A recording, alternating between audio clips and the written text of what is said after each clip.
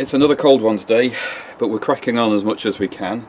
I've torqued the head bolts, 47 Newton meters and then 81, and gone round twice. They all seem good.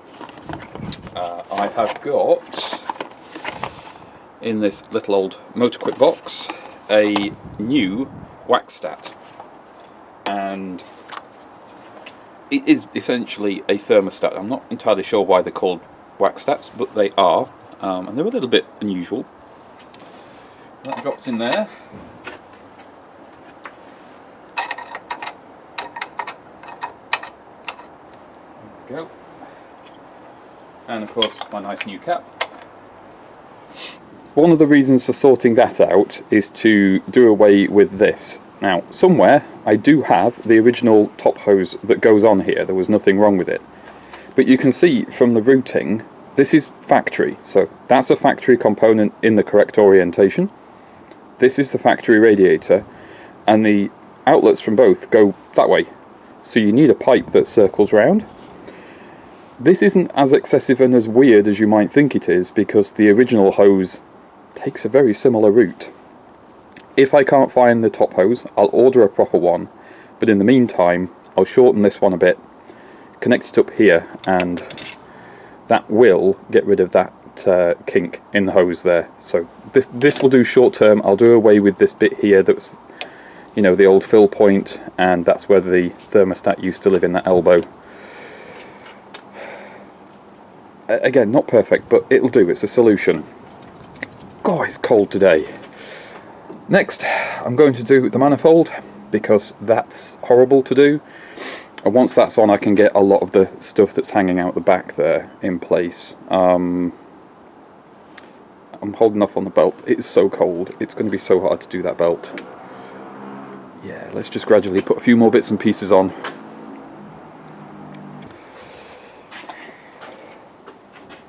This next then. Amazingly, exhaust gaskets are pretty easy to get hold of. I didn't have to buy a whole gasket set just to get one of these. Not massively expensive either, but what I've got to do, and I'm going to have to do this off camera because access and everything, is you drop this in the gap down there, obviously not in its packet, and then I've got to feed the bolts through the manifold and the gasket and into the head to get everything lined up. It's a bit of a fiddle, but remember, it just means I don't have to disturb these clamps back here, which, if they're sealed, you keep them sealed for as long as you humanly can. It's a quick demonstration here. So I've threaded through the bolt here, through the manifold, through the gasket, and then into the bolt hole on the head. Same on this side. Because of this little heat exchanger box thingy, that actually holds onto that bolt quite well. So once you've got those top two in, the rest are a lot easier to do. Annoyingly, this one, you can't get a socket on it without removing the oil catch can, so you have to do that one with a spanner, which, fun times. It's time to make a gasket sandwich. I've gone through my gasket sets. I've got nearly a dozen of these, and you do need quite a few to do this. So one, and then the heat shield,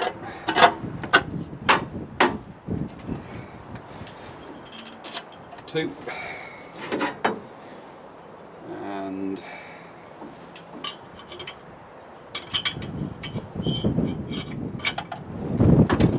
bracket, three,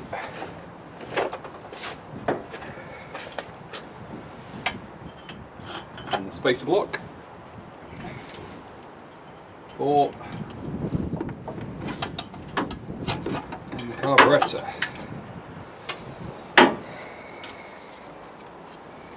And that hopefully keeps everything sealed and stops the exhaust blowing there. It's starting to look like an engine again. We're getting there. The octopus's garden of pipework is all mostly where it needs to be. Carburetor's fitted, some of the pipes are in place but not fully installed yet. It is getting very cold and very windy, so I'm getting ready for my lunch, and I think the weather's going to stop play today. But I want to get something in these plug holes, and I bought myself some new NGKs, and it reckons that the gap here in the book needs to be 0.9. So just use my feeler gauges, and that gap's very small. Now I know you can get special tools for this, but I don't have one, so I'm going to do the old screwdriver trick. I just push the gap open a bit until my feeler gauges actually go through. I think it's close. Oh no, there we are.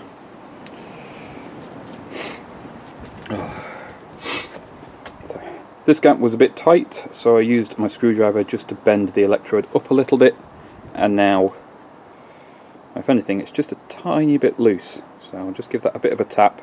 But as long as your feeler gauges go through the gap at about what you want, you're okay. You can get little pocket adjusters. I don't have one, so I just use what I've got, which is feeler gauges and screwdrivers. Spark plugs all gapped and in. So much for my idea of reusing this pipe. It's much too large, unfortunately, so you know, that's way too sloppy a fit. I'm going to have to find either the hose I've got or order a new one. Not the end of the world, just how it goes. What I'm going to do next is try and seal this up. Now, the design of these mechanical pumps means that you've got the 2 bolt holes, but the bottom underneath this tang here, there's nothing to hold that in place on the head, and that's where it leaks every time. I'm going to layer this up with gaskets and sealant and just really hope I can get this sealed this time. Eventually I will put an electric pump on. The one I bought that goes in the tank has failed, and sealing the tank is very difficult to do, so I will put an external electric at the back as close to the tank as I can, and we'll do away with this, put the blanking plate on that I've got, which this had from factory, and then I know it won't leak oil. In the meantime, I haven't got the time or anything else to deal with this. I'm moving house very soon as I record this, and I just need it working. I just need it together and working. So we'll fix problems like that later. It is looking like an engine again though, so I'm happy about that. Seal this up, have my lunch, see what the weather lets me do after that. My bolt board is empty, so that is really good news. I've got the fuel pump on. I have used 4 paper gaskets that are the proper gaskets, and a layer of this stuff, which is Worth Special 250 Red. Unfortunately, it sets really well in the tube, so it's kind of one of those where you use it and then you have to get creative, which is why I've chopped the end off, and I've just realised I've got it on my finger, which is great. Yeah, I now need to actually leave this all alone anyway, because that's got to set. If that doesn't cure this leak, nothing is going to cure this leak. It's just the way they are. They were like it from new, apparently. Yeah, it's too cold for me to do anything else. But what's left? Distributor, cam belt, coolant hose, this fuel line down here that needs the split ends taking off, everything connecting, airbox, and that's it. So one more afternoon for me of doing something on this, and I think we'll be good. But yeah, the weather today isn't great. It's getting a bit windy. It is very cold again. So I'm just going to have to wait a little bit longer until this is finished. Oh yeah, and of course I need to reconnect these hoses back here as well. Oil change and fresh coolant, because there's no coolant in it at the moment. It's all drained out. Right, well I'll see you in a moment. It'll be a bit longer for me, and let's try and get this finished. Just had a great little safety lesson here. Where I work here, I have to jack up on tarmac, which isn't great. So I don't go under the car until there's a jack stand underneath it, for one very good reason. That looks fine, right? No problems.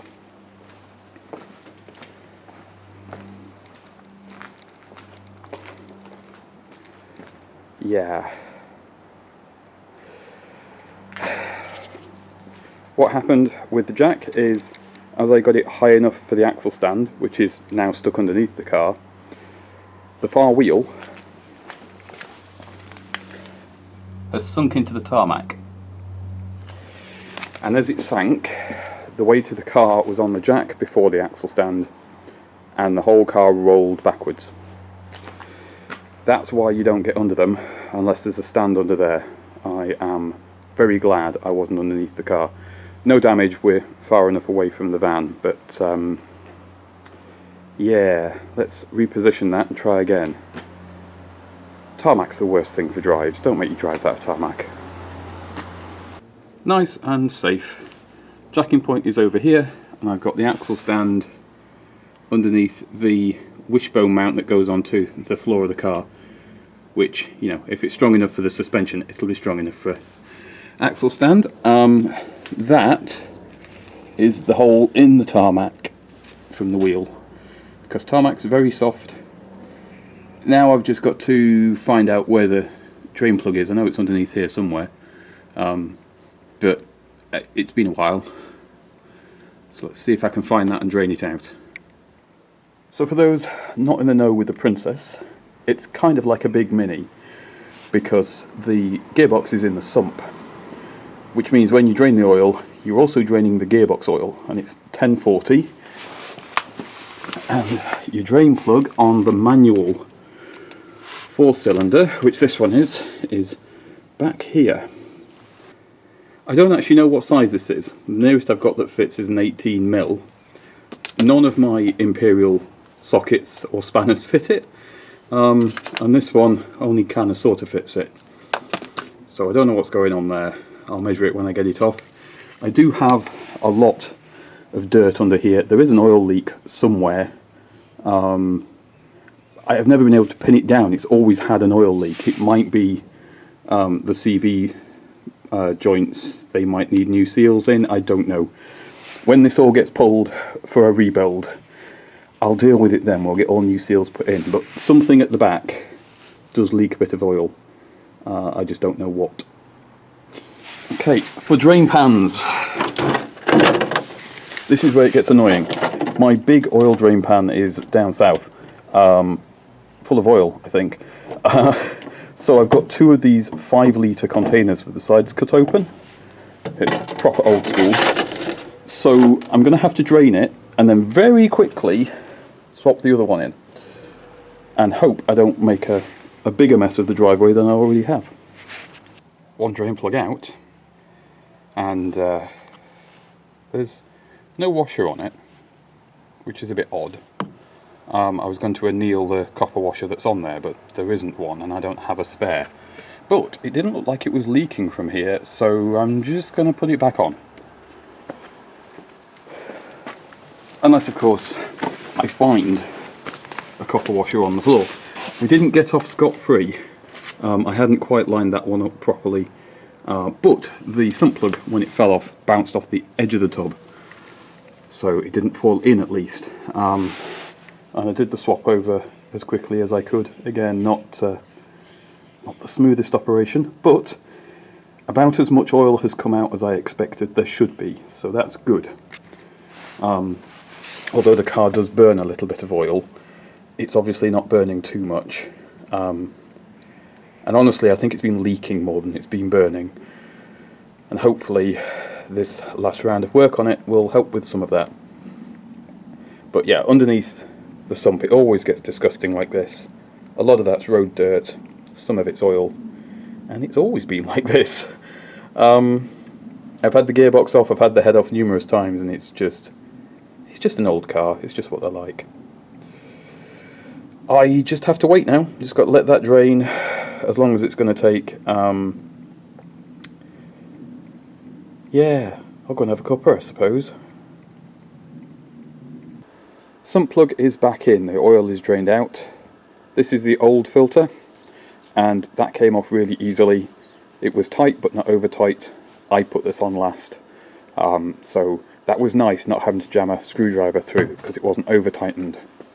A while ago somebody sent me a massive box of these AC Delco X79, and unfortunately they were the wrong size for the Maestro, but I now basically have a life supply of oil filters for the Princess because they're the right one for this car, which makes me very happy. They are new old stock, so there's a little bit of surface rust in places, but they're totally functional, and you know, I don't have any qualms about using these at all. I doubt I'll ever need to buy another. As far as I can tell, the oil filter that was in here wasn't leaking, but something further down there, looks like it might be. Also, before everything was cleaned up, there was obviously a leak from the camshaft seal here. I think what's been happening is the camshaft seal, which had gone hard, has been weeping down the side of the block and just finding its path down, because the oil filter didn't have any oil around the sealing surface down there. So I don't think the oil filter was leaking. I wish I knew what was leaking on this car so that I could fix it, but it's just old car stuff. I remembered to reconnect the alternator. So the only thing up here now that I need to do when it's back on the level and the fluids are in, just got to do the dash pot on the carburettor. Right, oil filter, usual thing. Smear of oil around the seal here so it doesn't get stuck on. I am going to put some oil in it, but I'm not going to brim it because these live that way round and I don't want to pour oil all over the floor. So this one has a little bit in it that's come off the car, but not a lot. It's the moment of truth. Everything's filled up. We've got oil and coolant in. It takes 6 litres of coolant as well as 6 litres of oil. I've taken the wax stat out for now just to make sure we've got good coolant flow. I am incredibly nervous about starting this. I've rotated the engine by hand and I'm not getting any stiffness or binding. It's rotating quite nicely. I can feel the compression strokes. I think I just have to do it. It's going to take a little bit of time just to drag the fuel up because we're on a mechanical pump rather than an electric, and there's no prime on that mechanical pump, so just have to crank it until it comes up, and I'm hoping there's enough charge in the battery.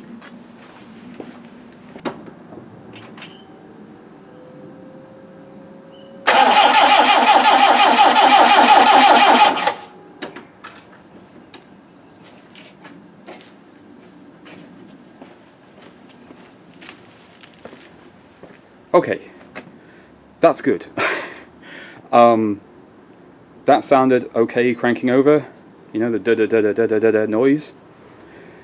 When I smashed all the valves, it went da-da, and then there was nothing, so I think I've got the timing okay. Now it's just a case of dragging the fuel up.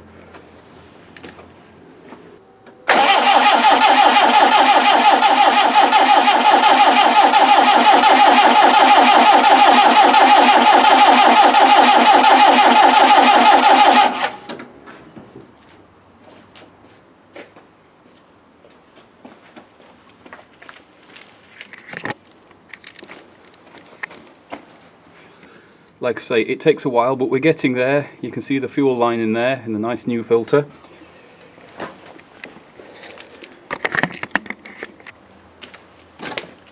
When she does fire, it'll be slightly noisy. We're on full choke, it's quite cold.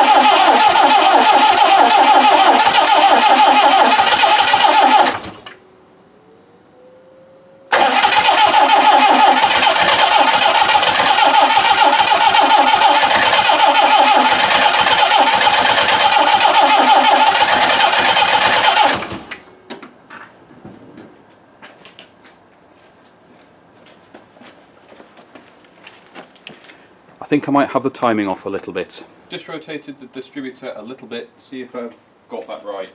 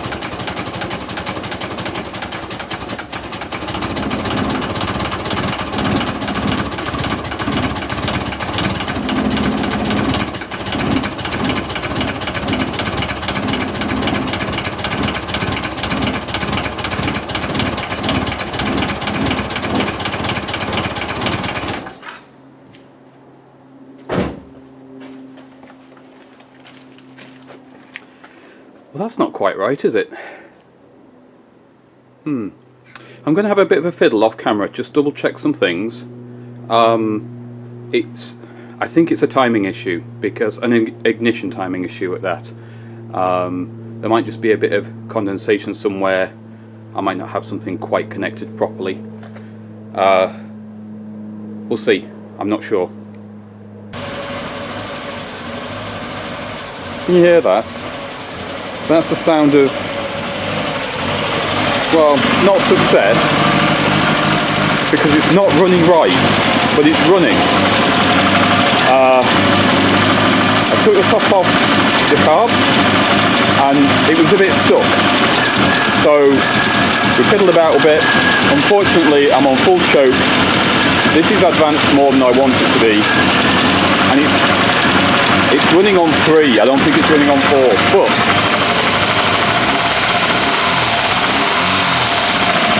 I've got throttle response now, so I'm just letting it run a bit. Hopefully it'll just smooth itself out and it's just being grumpy because it's been a while since it was run.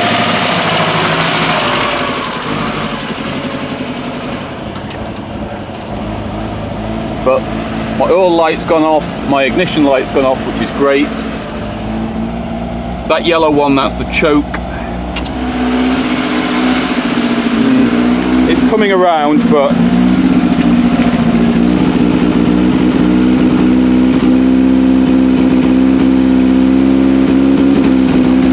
I've just got to give it a bit of time.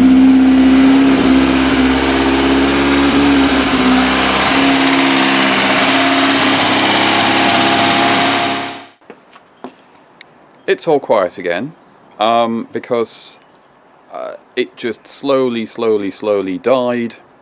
Now it won't restart. I think I have a fueling problem. I think that's what it is, because when I pulled the top off the carb, it didn't smell of fuel at all, and the plugs were very dry. So I think that might be the issue. I think that's why it's only running on 3 as well. So I'm going to have to pull the plugs, inspect them, see what I can do there. I did, as it was running, I was easing this back to where it should be, because it shouldn't be this far advanced. So as everything was warming up, I was easing this back very gradually. And then it just started to die like it had got fuel starvation, which I suspect is what's happened. Now, there is plenty of fuel coming through here. It's not leaking out the bottom of the bowl, so I don't think I've got a stuck needle. I think this is just because everything's cold and damp and it's been stood a while, so yeah, I'm going to pull the plugs, check they're clean, and then we'll give it a go in a bit when I've given it a rest, because I don't want to flood it and have to start all over again. I think I found the issue. These were completely clean, these are brand new plugs, and look how sooty they are. It's not oil, which is good, it's just soot. So that kind of tells me this is running far too rich, and probably the reason that it sort of gradually died off is the soot build-up on these plugs reduced the spark further and further and further until it couldn't spark. So I'll clean these, I'll check the settings on the carb, and see if I can get that back to factory. I'll let everything air out and we'll have another go, but I feel like I'm getting a bit closer to what the problem is here. We're nearly back to square one again. I've taken the air filter off just in case that was causing a problem. Doesn't seem to make any difference. The plugs aren't fouling as badly as they were, which is good, but wherever I put the ignition timing, it just seems to not work properly, so I'm having to move that around a lot. Sometimes I get throttle response, sometimes I don't, sometimes it runs fine, sometimes it backfires really badly. Without me changing anything, I hasten to add, I genuinely don't know what's wrong with it. I have no idea. So, I've had the plugs in and out a few times, and they're not sooting up as quickly, which is good, and it's not oily, so that kind of suggests it's air-fuel mixture that's the issue. So, maybe it's still a bit rich, but it is still kind of cold, so I still need choke to run it. So I can't really lean it off too far until I get the thing running, but I can't get it to idle long enough to play about with the settings. The other issue is, on here, I know from experience that this black line here should line up with this crease here. This is too far advanced. I shouldn't have to do that to get it to run. I have had it idling a little bit with it advanced this far, and then very gradually started to ease it back as everything smooths out. I've had it on 4 cylinders a couple of times, but most of the time it wants to run on 3, and I don't understand why. I don't understand what's going on here. I'm stumped. I am absolutely stumped, because it not running at all is sort of less frustrating than this. This, it's running sometimes when it feels like it. Let me see if I can persuade it. I'll set the tripod up this time.